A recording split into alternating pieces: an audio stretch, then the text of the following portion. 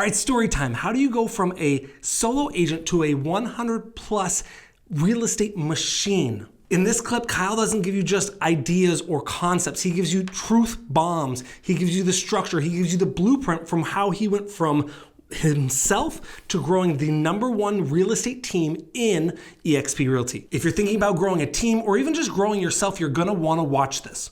Roll the clip. I have a standard opener that I ask everyone, which is what is a must-have characteristic of a high-performing team?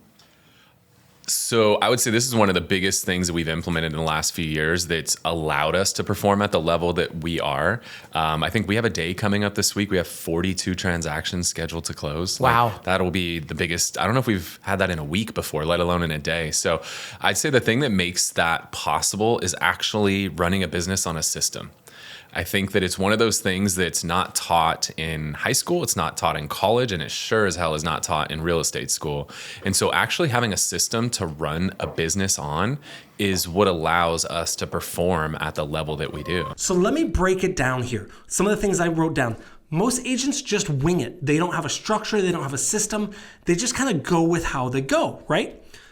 We utilize EOS, Entrepreneurial Operating System, here in our business. And what's great about that is it really gives us sustainability and sanity. So if your team feels chaotic, it probably is. And there's an easy way to fix that.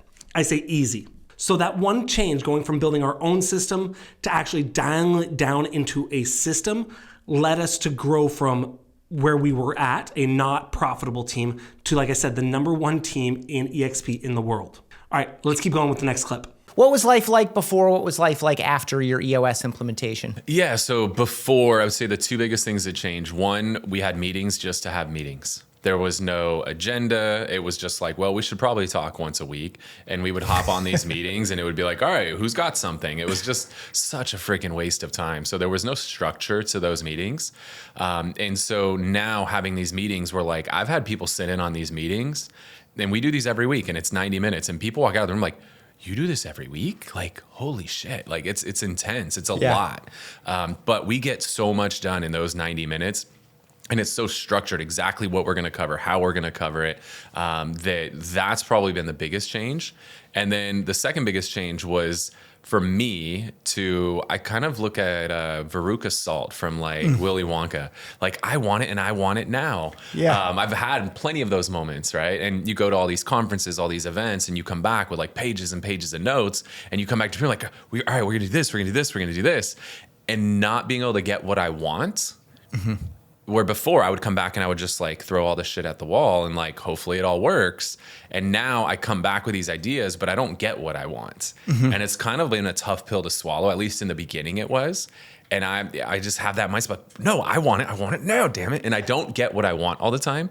That was a big shift for me, but it's the right shift for me. Mm-hmm. Because I realized that going to these events, I mean, there's an event coming up next week that's like 4 days, right? People are going to come back with so many freaking notes from that. They're going to come back and they're going to puke all over their team. These 400 new things they're going to implement in their business, and they don't realize they're doing more harm than good. And so having a system that filters all of my ideas before they make it out to the team is protecting me from causing that damage to my team. And so that's been big. And me accepting this and getting rid of my Veruca Salt syndrome. And it's okay to not get things now.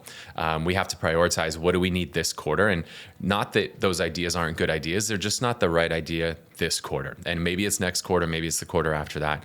And being okay with that, that's been a huge shift from implementing EOS.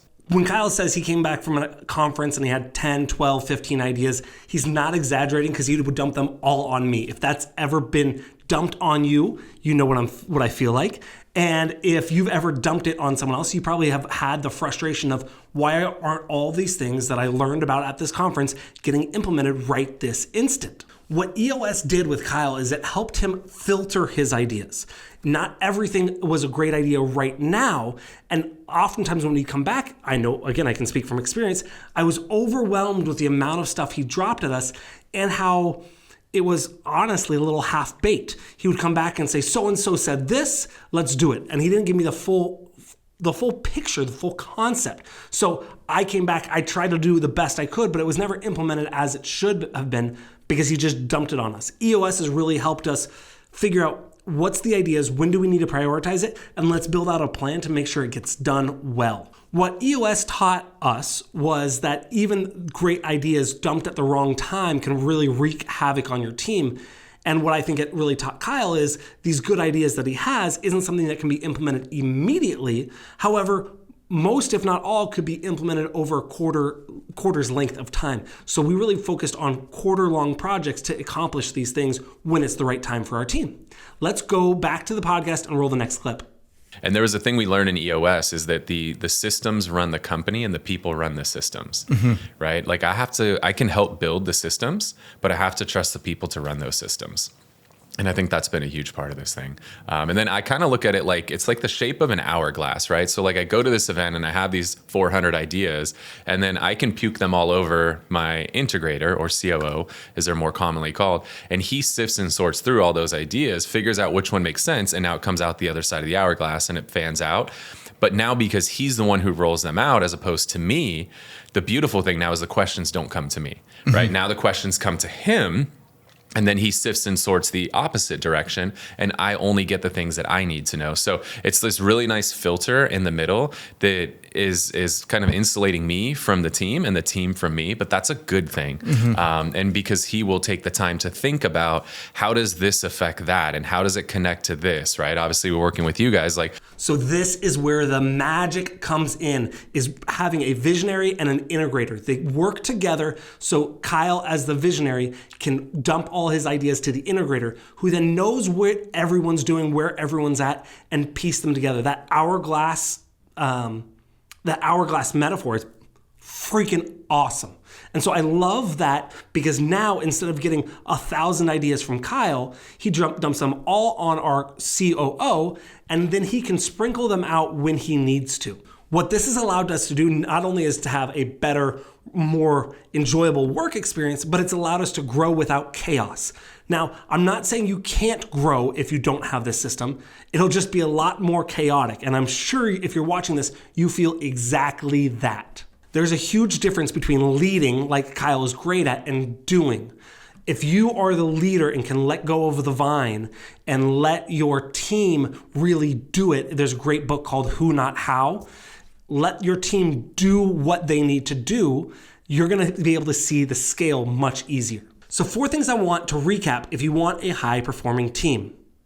Number 1, get a system. We use EOS, Entrepreneurial Operating System. Absolutely love it. Number 2, stick to a quarterly cadence. You can get so much done in a quarter, but if you try and dump it all in at once, you get a little bit of a lot of things done and nothing completed.